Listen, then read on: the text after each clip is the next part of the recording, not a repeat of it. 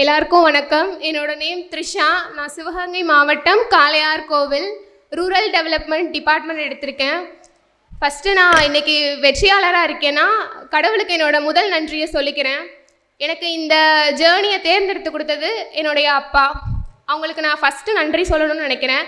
ஏன்னா நிறையா next degree பண்ணலாம் அப்படின்னு நிறையான பாதைகள் இருக்கும்போது எனக்கு எங்கள் அப்பா நீ இந்த பாதையை தேர்ந்தெடு அப்படின்னு சொல்லி என்னை இங்கே அனுப்புனது வந்து எங்கள் அப்பா. அதுக்கப்புறம் இந்த ஜேர்னியை என்னை வழி நடத்தின சுரேஷ் அகாடமிக்கு என்னோட நன்றியை சொல்லிக்கிறேன். ஃபஸ்ட்டு ஒரு ஜேர்னியில் நம்ம நிலைச்சிருக்கிறதுக்கு காரணம் நம்மளை நிறைய பேர் சப்போர்ட் பண்ணணும். எங்கள் வீட்டில் வந்து எனக்கு 100% சப்போர்ட் இருந்துச்சு. என்னை ரொம்ப நம்பிக்கையாக இங்கே அனுப்புனாங்க. ஒரு முறை கூட இங்கே அகாடமியில் சேர்த்து விட்டதுக்கப்புறம் டெஸ்ட் எப்படி பண்ணேன், எவ்வளோ மார்க் ஸ்கோர் பண்ணேன்னு என்னை கேட்டதே இல்லை. காரணம் என்னென்னா என் மேலே 100% உங்கள் நம்பிக்கையை வச்சு அனுப்புனாங்க. ஒவ்வொரு முறை நான் டெஸ்ட் எழுதும் போது நிறைய டெஸ்ட் இருக்கும். இந்த டெஸ்ட் இல்லைன்னா என்ன, அடுத்த டெஸ்ட்டு பார்த்துக்கலாம் அப்படின்னு எனக்கு தோணாது. காரணம் நிறையா பேர் மீது யாரும் நம்பிக்கை வைக்கிறது இல்லை. ஆனால் எங்கள் வீட்டில் 100% என்னை நம்பி அனுப்பியிருக்காங்க. அப்போ ஒரு தடவை கூட நான் எந்த தப்பும் பண்ணிடக்கூடாது அப்படின்றது மட்டும் எனக்கு எப்போவுமே ஞாபகம் வந்துக்கிட்டே இருக்கும். அதுக்கப்புறம் நமக்கு மென்டார்ஸ் அப்படின்றவங்க ரொம்பவே முக்கியம்.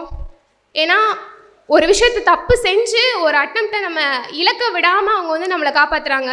முக்கியமாக செல்வகுமார் சார் வந்து எங்களுக்கு டெஸ்ட்டு கரெக்ஷன் கொடுப்பாங்க. அவங்க தமிழில் ஒரு கொஸ்டின் மிஸ்டேக் பண்ணிட்டாங்க.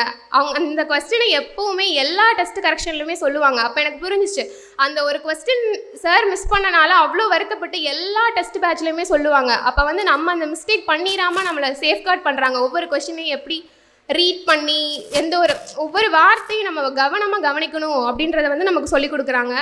அதுக்கப்புறம் அருண் சாருக்கு வந்து நான் ரொம்ப நன்றி சொல்லணும்னு நினைக்கிறேன். ஏன்னா சாரோட டீச்சிங்ஸ்னால நான் ரொம்பவே இன்ஸ்பயர்ட் ஆகியிருக்கேன். ஏன்னா அவ்வளோ கிறிஸ்பாக நோட்ஸ் கொடுப்பாங்க. அது எல்லாமே எந்த சப்ஜெக்ட் முதல்ல எடுக்கிறோன்னா இல்லையோ ஹிஸ்ட்ரியை தான் முதல்ல எடுத்து வச்சுருப்பேன் நான். ஏன்னா சாரோட டீச்சிங்னால நான் ரொம்பவே இன்ஸ்பயர்ட் ஆகியிருக்கேன்.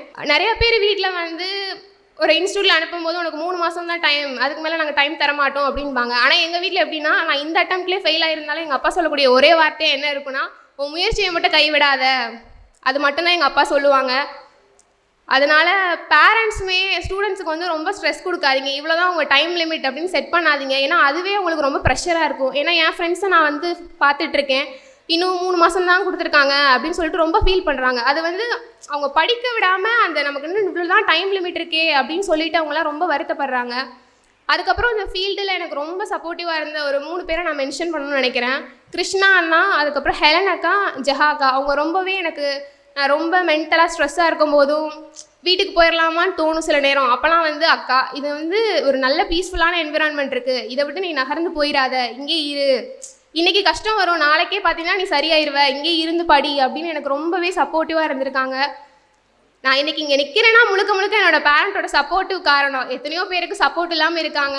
நான் ஒரு பிளெஸ்டு பர்சன்னு சொல்லணும். ஏன்னா எல்லாரோட வாழ்க்கையிலையும் உன்னால் முடியாதுன்னு சொல்கிறதுக்கு 100 பேர் முன்னாடி வந்து நிற்பாங்க. ஆனால் எனக்கு அந்த 100 பேருமே உன்னால் முடியும்னு சொல்லுவாங்க. எங்கள் வீட்டிலே கேட்பேன், என் மேலே எந்த நம்பிக்கையில் சொல்கிறாங்கன்னு தெரில, எங்கே போனாலும் உன்னால் முடியும், உன்னால் முடியலைன்னா யாரால் முடியும் அப்படின்ற கேட்கக்கூடிய நபர்கள் தான் என்னோடய வாழ்க்கையில் இவ்வளோ நாள் நான் ஃபேஸ் பண்ணிகிட்டு இருந்திருக்கேன். ஸோ என்னோடய பேரண்ட்டுக்கும் இந்த ஜேர்னியில் என்னை ஈஸியாக கிராக் பண்ண வச்ச சுரேஷ் அகாடமிக்கும் என்னோட நன்றியை சொல்லிக்கிறேன். தேங்க்யூ. Suresh IAS Academy.